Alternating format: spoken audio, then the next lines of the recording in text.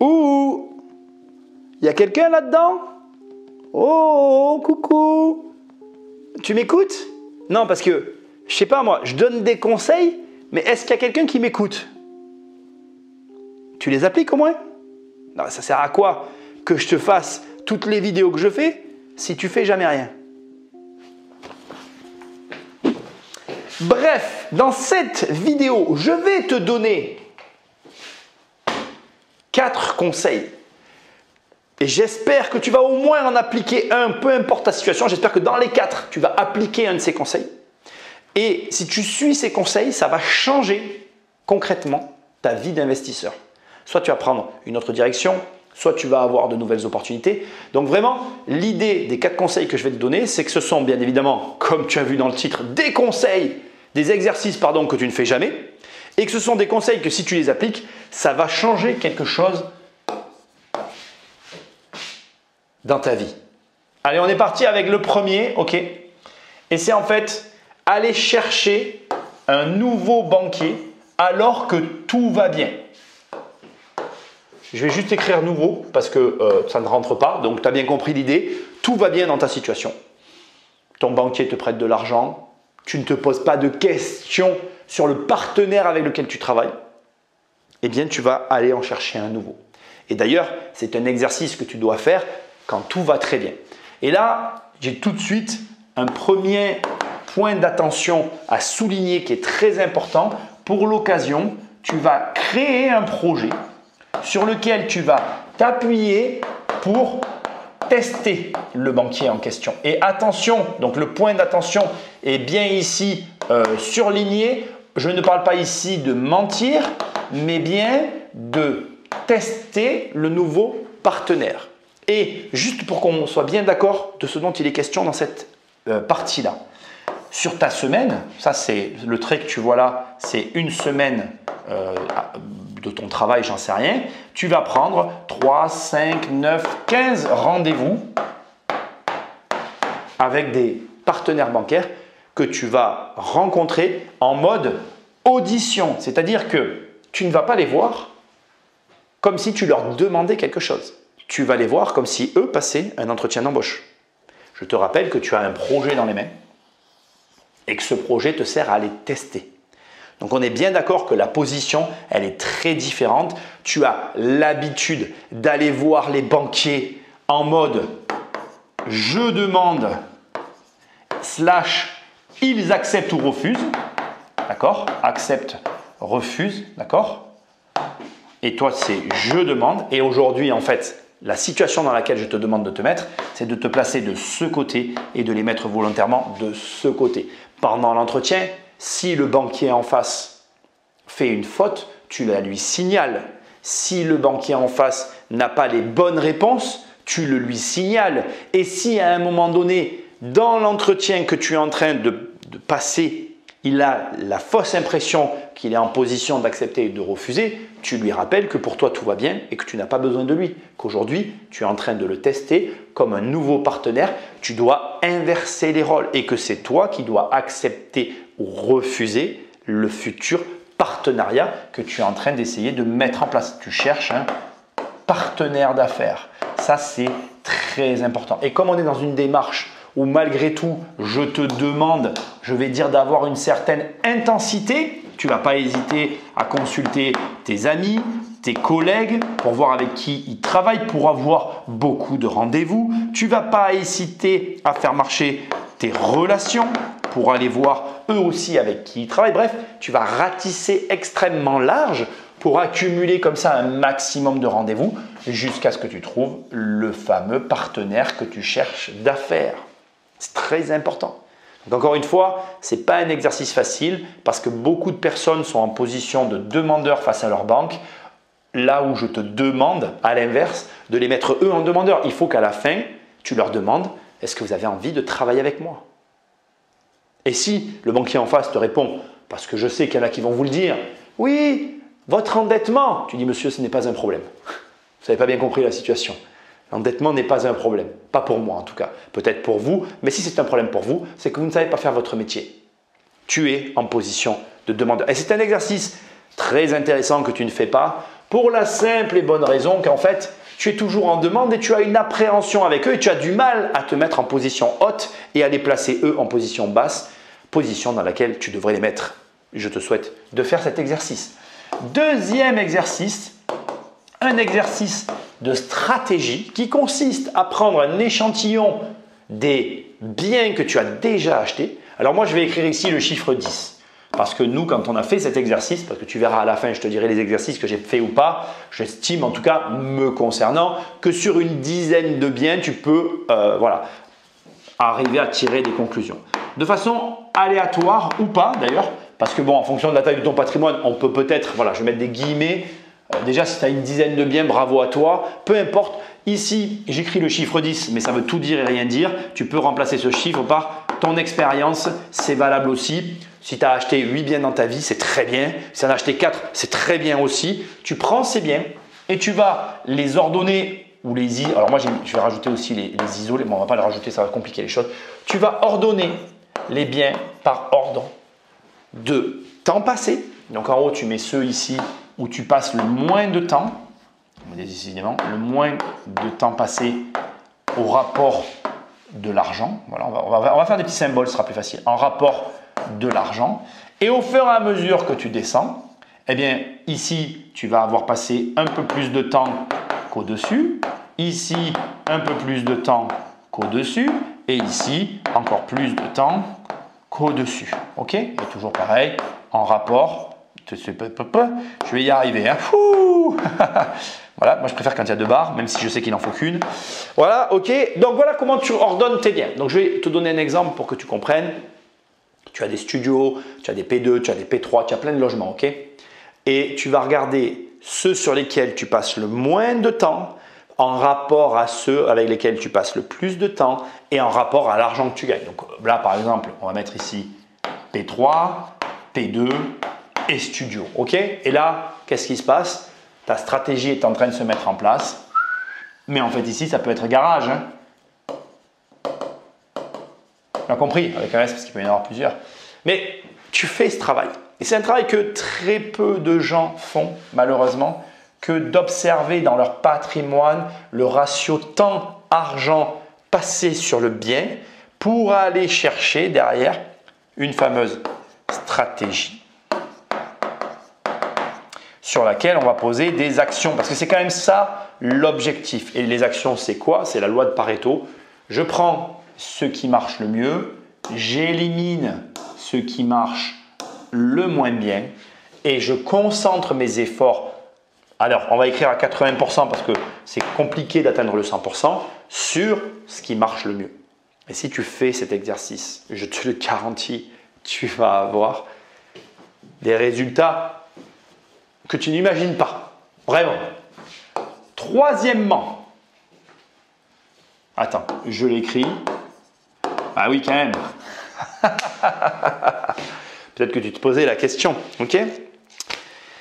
Donc ça, c'est un cahier, tu vois, avec mon écriture à l'intérieur. Ok? Ce n'est pas le cahier dont je vais te parler là. C'est un cahier qui est là pour te représenter l'image. Nous, on a des cahiers par opération. Et dans ces cahiers, on note tout ce qu'on fait. Donc en fait, on va prendre un cahier, on va noter les actions de l'opération en question. Et ensuite, quand on a fini à la fin, okay, on prend le cahier et on regarde les points sur lesquels on peut faire des améliorations. Alors ça veut rien dire point amélioration, point à améliorer. Voilà, et je vais mettre un petit A avec un accent, ça passera très bien comme ça. Point à améliorer. Et en fait, tout ce qui ne se consigne pas ne s'améliore pas. Ou je vais te le dire autrement, en fait, c'est un peu l'histoire des nombres, tu sais. Si tu n'as pas de chiffres ou de mesures par rapport à tes activités, tu n'as rien à améliorer. Donc la notion de ce cahier, en fait, elle est hyper importante parce qu'elle te permet d'avoir une trace et elle te permet surtout d'aller chercher les points d'amélioration, ce qui va et ce qui ne va pas dans ce que tu fais. Donc je vais te dire la vérité. Avec ces cahiers, tu verras que malheureusement, il y a des moments où tu vas le faire et il y a des moments où tu ne vas pas le faire. Le travail que l'on fait de consigner des informations dans ces cahiers, se fait aussi en fonction de nos situations professionnelles respectives parce que je m'inclus dans le lot. Et je ne vais pas te mentir, il y a des opérations où on le fait, il y a des opérations où on ne le fait pas. Tout simplement. Et le fait est que ça dépend beaucoup de notre situation professionnelle du moment, comme toi. Mais c'est des mauvaises excuses. La vérité, c'est que si tu le faisais, tu t'améliorerais. Et si tu t'améliorerais, tu atteindrais plus rapidement ton point de rentabilité. Petite précision, ça c'est un cahier qui est lié à notre activité sur laquelle tu vois, je note tout. Donc je le fais en tous les cas. Mais effectivement, dans l'immobilier, aujourd'hui, on le fait moins. Donc voilà. On passe au quatrième et dernier exercice que tu ne fais pas, mais qui pourtant peut carrément changer ta vie, les comptes profonds. Donc ça, on va en parler, on va même pas faire qu'en parler, tu vas voir, je me suis trompé, comme d'habitude. On va en parler et on va même pas faire qu'en parler, on va essayer ensemble de le calculer. Donc écoute bien, c'est très important, c'est sûrement l'élément le plus important. Quand tu fais tes comptes, tu fais en général tes comptes, on va dire, qui correspondent à tes besoins. Mais les comptes dont je vais te parler, très peu de gens les font. Alors c'est quoi les comptes profonds? Surtout quand on fait de l'investissement, c'est petit 1, bien évidemment, les flux. Ça, c'est le point le plus important parce que sur la partie flux, d'accord, en découle forcément la fiscalité du quotidien. Et ça, on ne peut pas y échapper. C'est une fiscalité qui est liée à l'imposition qui découle de l'argent que tu encaisses tous les mois. Petit 2, il y a là les comptes sur le capital. Là aussi, on a de la fiscalité, mais c'est plutôt de la fiscalité, soit, d'ailleurs je ne vais pas dire clair, soit sur la plus-value, soit sur la succession. Et déjà, tu vois, quand on a écrit ça, déjà on va plus loin. Et 3, ok, les comptes de tes capacités, qui sont les comptes de ce que tu pourrais faire avec l'argent. Donc je m'explique et tu vas comprendre. On va passer tout ça d'un seul tenant, tu vas avoir les explications, puis je crois qu'on ira sur une autre page. On verra si ça reste d'ailleurs. Donc voilà. Écoute bien, c'est très simple.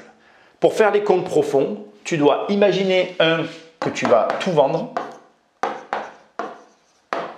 2, que cette vente, elle passe au filtre de la succession. Ou 3, qu'est-ce que tu fais avec l'argent? Voilà, en gros, c'est ça, ok, la réalité. Point très important. Point très important, ok. Tu ne peux faire cet exercice qu'après une vente. Je veux le préciser, c'est extrêmement important de préciser cet élément-là pour les comptes profonds. Je vais t'expliquer pourquoi. Si j'avais vendu des biens l'année dernière, par exemple, et que je base mes calculs sur la vente de l'année dernière. Entre-temps, le marché immobilier a évolué. De la même manière que si je fais des projections sur, on va dire, le marché immobilier sur lequel j'étais il y a 2 ou 3 ans, le marché immobilier a encore évolué. Donc, en réalité, tu es obligé d'avoir fait une vente sur laquelle il y a eu un acte. C'est hyper important pour pouvoir faire les comptes dont je vais te parler maintenant. Donc maintenant, écoute, on va faire les comptes ensemble. Ah ben tu vois, ça reste, c'est parfait. Regarde, on va imaginer que tu as 100 000 € de flux. On va imaginer que tu as du coup 1 million d'euros de patrimoine. Ok? Du coup, tu as 50 000 € de crédit en face de ces flux, ce qui fait qu'il te reste 50 000 €, ce qui est déjà pas mal. Allez, on va peut-être pas faire ça. On va dire 60 000 € de crédit, ça sera peut-être un peu plus réaliste.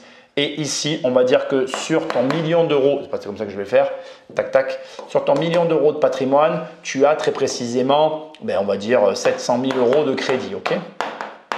Ce qui est un mauvais exemple pour mon exemple parce que du coup, ça ne va pas marcher comme je le veux, donc on va mettre plutôt 600 000 €. J'avoue que je m'arrange un peu, donc ça c'est des moins, ça c'est des moins. Je m'arrange un peu pour que quand même tu comprennes là où je t'emmène sur ces comptes-là, ok? Et donc à partir de là, déjà tu as une situation. Alors, elle ne correspond toujours pas à ce que je veux. Pourquoi? Parce qu'en réalité, au niveau de la succession française, il faut que tu fasses attention. Il y a une barre à partir de 400 500 000 € sur la transmission de ce que tu possèdes. Mais c'est important que tu fasses malgré tout cet exercice parce que tu vas voir, il est éloquent. Donc déjà, tu vas chercher ici à regarder ce qui te reste réellement. C'est-à-dire que tous les ans, tu as 100 000 € qui passent sur tes comptes. C'est très bien, je te félicite si tu en es là. Mais qu'est-ce qui reste au bout de ces 100 000 €? Parce que derrière, une fois que tu as payé ton crédit, il y a les impôts fonciers qu'il faut déduire de ces 100 000 euros. Après, derrière, que tu sois à l'IS ou à l'IR, il y a encore une fiscalité qui vient en déduction. Logiquement, tu vas me répondre, si je suis à l'IS, je paye beaucoup moins qu'à l'IR. Oui, mais si tu payes moins ici à l'IS, ben, tu payeras plus ici à la revente sur ta plus-value et vice-versa. Tu payes moins en plus-value si tu es à l'IR, mais tu payes plus d'impôts. Donc, de toute façon, dites-vous une chose, je vous le note ici parce que vous le savez, sur ce jeu-là, dans tous les cas, à l'arrivée, on paye tous 60,4% d'impôts hors TVA. Ok? Donc, vous m'avez compris, vous pouvez le tourner comme vous voulez, le Rubik's Cube, ça finit comme ça l'affaire. Donc, les gens qui sont à l'IS, c'est mieux que l'IR, etc. Oui, ça dépend. Et derrière, quand tu as fait tout ça, tu dois passer ici le filtre de la succession parce que dans tous les cas, oui, tu vas jouir de l'argent, mais tu vas vouloir le transmettre. Qu'est-ce qui reste à l'arrivée? C'est les comptes profonds. Si à la fin de tout ça, sur l'entièreté de ta vie, tu as passé des millions d'euros et tu as certes des millions d'euros, mais ton gamin, avec les frais de succession, ben, il lui reste rien, je pose la question, à quoi ça sert? Tu vas opposer ces calculs à aujourd'hui, donc c'est pour ça que c'est important de le faire. Aujourd'hui, je vends tout. Écoute bien, c'est important. Je vends tout. Combien il me reste? Par exemple, là, on va dire que tu vends tout. Ok, tu as gagné 400 000 moins la plus-value. 3 x 4, 12. Allez, tu vois, j'ai pris la calculatrice, je ne sais même pas pourquoi je la prends. On va prendre 400 000 euros. Et en plus, sur cette calculatrice, c'est compliqué de faire. On va diviser par 1,36%. Ça fait 294 117. C'est ce qui te reste. Donc, il te reste, on va dire, 300 000 euros à peu près. Sur les 400 000 euros, tu payes 100 000 euros d'impôt. Ok. Tu opposes ça à ce que tu vas transmettre sur, bien évidemment, il y a un dernier élément qu'il faut ajouter que j'oublie toujours et que je ne fallait pas que j'oublie, qui est très important, c'est le facteur temps. Parce que ici, si tu le transmets, il va s'écouler 20 années, 20 ans. Alors que là, tu prends l'argent tout de suite et qu'est-ce que tu peux faire avec? Quelles sont tes capacités? Qu'est-ce que tu es capable de faire avec cet argent pour peut-être transformer la succession derrière? En gros, les comptes profonds, c'est quoi? C'est je vais regarder en profondeur des chiffres qui font mal au cœur, parce qu'on ne va pas se mentir, ça fait mal au cœur quand on fait ces calculs-là. On se met face à une réalité et on se demande si la réalité finale est réellement l'objectif que l'on s'est fixé. Et si ça correspond, bah, tant mieux. Si ça ne correspond pas, on rectifie. Si tu fais ces 4 exercices,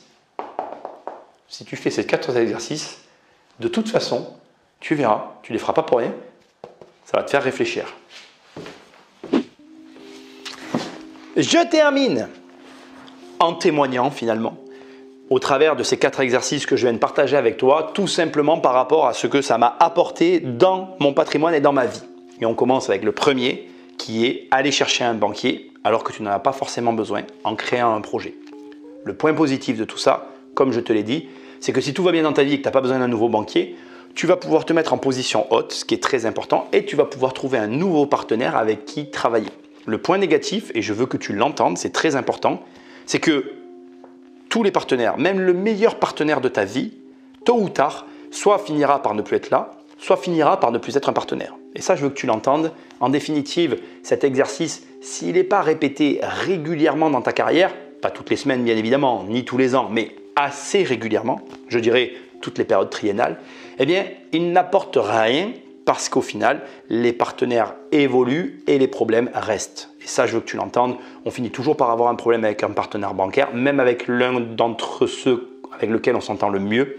Ça finit toujours par soit s'arrêter, soit déraper, soit ne plus fonctionner pour diverses raisons, peu importe. Mais donc du coup, ça reste un conseil que tu dois maintenir sur la durée, qui n'est pas toujours évident, mais qui est comme ça.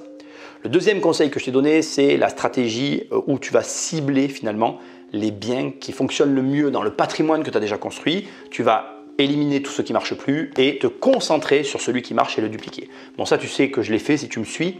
Je l'ai fait il n'y a pas si longtemps que ça. J'ai tout liquidé. Je me suis concentré sur ce qui marchait. J'ai dupliqué et ça marche très bien. C'est quelque chose qui peut tout changer. Mais je veux que tu l'entendes. Il y a un défaut à ça que j'ai d'ailleurs très mal vécu. C'est que pendant la période de changement, moi en tout cas, c'est ce qui m'est arrivé. J'ai vécu sur mon capital et je n'ai pas trouvé d'autre manière de le faire. Et il y a de grandes chances que ça t'arrive aussi. Je sais que ça a été une période difficile parce que pendant 6 à 9 mois, voire plus, je vivais sur mon capital le temps de trouver justement les biens spécifiques sur lesquels je m'étais arrêté, sur lesquels j'avais défini ma nouvelle stratégie. Et ça, on va pas se mentir, c'est pas facile à gérer, d'autant que normalement, quand tu fais comme ça un changement de stratégie, c'est pour aller vers le mieux. Et il y a un autre élément aussi qui est négatif, c'est que tu ne sais pas ce que tu n'as pas encore fait. C'est-à-dire que rien ne te prouve que de changer comme ça de trajectoire, ça va te permettre d'atteindre l'objectif de départ. Et ça aussi, c'est un risque que tu prends. Moi, de prendre des risques, j'en ai pris toute ma vie, donc un peu plus, un peu moins, ça ne m'a pas dérangé, mais tu as compris ce que je voulais dire. Troisième conseil, celui-là il est important. C'est celui justement de tout noter dans un carnet. Donc je t'ai dit, note tout dans un carnet, améliore-le, et sur le papier, je sais que ça marche, je te le confirme, mais la vérité, elle n'est pas très belle, c'est qu'au fil des années, on a arrêté de le faire. On ne va pas se mentir, tu le fais pendant une période, et au bout d'un moment, c'est que ça devient compliqué de le faire. Et c'est un tort, parce qu'en fait, c'est une bonne hygiène, et je pense que vraiment, tout ce qu'on mesure est améliorable, et donc tout ce qu'on ne mesure pas n'est pas améliorable. Et si tu veux atteindre un point de rentabilité intéressant, il va falloir que tu en passes par là. Notre erreur à nous, et qu'on a tendance un peu à reproduire, c'est qu'aujourd'hui, on s'assoit un petit peu sur nos acquis et on n'a plus trop le temps, au regard de notre ensemble d'activités, de faire ce travail d'écriture. Et c'est pas bien. Donc, je vais te donner quand même un dernier conseil sur ce sujet-là qui peut être intéressant, que je devrais m'appliquer à moi-même d'ailleurs. Délègue. Au lieu de t'entêter sur certains postes à vouloir faire les choses toi-même, prends un prestataire avec lequel tu vas définir un cadre et délègue un travail qui sera mieux fait par un prestataire qui lui a le temps de l'améliorer, là où toi tu n'as plus le temps. Ça reste un conseil parmi tant d'autres. Je voulais te partager cet aspect-là de ce conseil parce que je pense que malgré tout, il vaut mieux que ce soit bien fait par un prestataire que mal fait par toi-même. Tu m'as compris. On termine avec les fameux comptes en profondeur. Faire les comptes en profondeur, en ce qui me concerne, je le fais très peu souvent. Suivre son tableau patrimonial est une chose, faire les comptes en profondeur en est une autre. J'espère que tu as bien compris. Tu vas jusqu'au bout du calcul. Qu'est-ce qui me resterait si je vendais maintenant et que j'applique dessus les droits de succession? Faire ce calcul, je vais te le dire, c'est vexant. C'est difficile psychologiquement parce que tu ne t'attends pas à avoir des chiffres aussi réduits.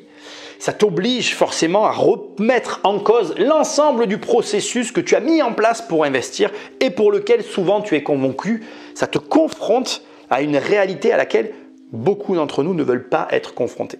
On préfère se dire que ce qu'on fait a des incidences positives sur notre fortune plutôt que se dire que ce qu'on est en train de faire, finalement, ça ne représente pas grand-chose quand on le passe à la moulinette fiscale. Encore une fois, pense bien à passer la moulinette fiscale partout.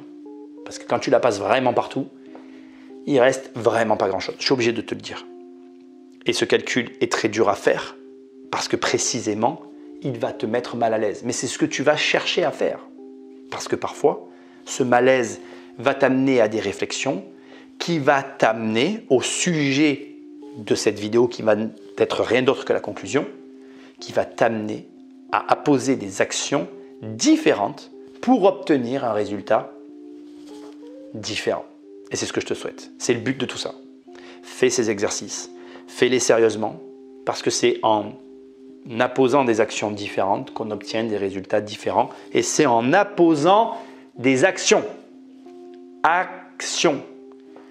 Comme je te l'ai mis en scène un petit peu au début de manière rigolote, si je te donne des conseils et que tu ne passes pas à l'action, l'ensemble de mes conseils n'ont aucune valeur. Aucune. Donc, ça veut dire quoi? Ça veut dire que passe à l'action. Les comptes en profondeur dont je te parle dans cette vidéo, fais-les. Fais-les vraiment. Et regarde en face la réalité. Et tu te rendras compte qu'il y a quand même des réflexions à apporter sur une succession, sur un flux de trésorerie qui est certes intéressant au moment présent, mais qui ne l'est pas tant que ça au regard des sommes engagées. Mets-toi dans l'inconfort. Prends des décisions, pose des actions et tôt ou tard, tu me remercieras. Va sur Amazon, tu tapes riche et tu as mon livre qui apparaît, devenir riche sans argent. Ou alors tu tapes crise financière et tu as mon livre qui apparaît, survivre à une crise financière. Sinon tu vas sur immobiliercompagnie.com, mes formations, mes coachings et aussi mes livres. Mais je ne suis pas inquiet, si tu cherches, tu vas trouver. Et moi je te dis à très bientôt dans une prochaine vidéo. Salut!